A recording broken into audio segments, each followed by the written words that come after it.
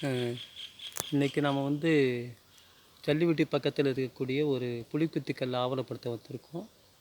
இந்த புலிக்குத்திக்கல் வந்து பார்த்திங்கனாவே தெரியுது உங்களுக்கு ஒரு தளபதி அல்லது வீரன் சொல்கிறதுக்கல்ல அந்த ஆபரணங்கள் கச்சை இருக்கிறத பார்த்தா ஒரு தளபதி வந்து ஒரு புலியை வந்து இங்கே வந்து நரின்னு சொல்லுவாங்க, அதை வந்து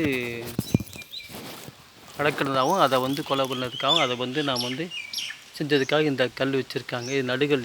இந்த மரம் பார்த்தாவே தெரியுது. இந்த இழந்த மரம் வந்து பார்த்தாவே இதுக்கு பல நூறு ஆண்டுகள் இருக்க மாதிரி அதோட வடிவமைப்பு, அதோட விழுதுகளும் அதோட மரத்தும் தெரியுது. ஏற்கனவே தான் இங்கே மரத்தை வந்து பார்த்துருக்கோம், ஆனால் இந்த அளவுக்கு இல்லை. இன்றைக்கி பார்த்திங்கன்னா நல்லா வழிபாட்டில் இருக்குது, எல்லாம் இடம் சுத்தம் பண்ணி வச்சுருக்காங்க.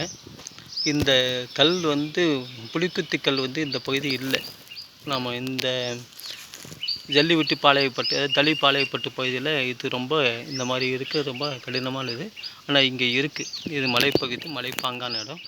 ஆனால் ஏற்கனவே இங்கே வந்து இப்போவும் என்ன சொல்கிறாங்க, யானைகள்லாம் வரும்னு சொல்கிறாங்க இந்த பகுதியில்.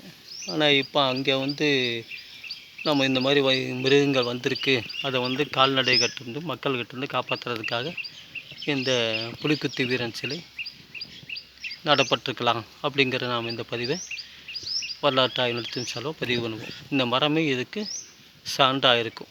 ஏன்னா அந்த அளவுக்கு கீழேருந்து பார்த்திங்கன்னா அந்த உயரமாக இருக்கிறவும் இடமும் அந்த சுத்தமைவு தோற்றமும் பார்த்தாவே இது நடிகருக்கான இந்த ஈகம் பண்ணதுக்காகவும் அவர் அங்கே இறந்தவங்களை புதைச்சதுக்காகவும் அவருக்கான நடுகளாகவும் இதை நாம் புரிஞ்சு இதை பதிவு பண்ணுறது.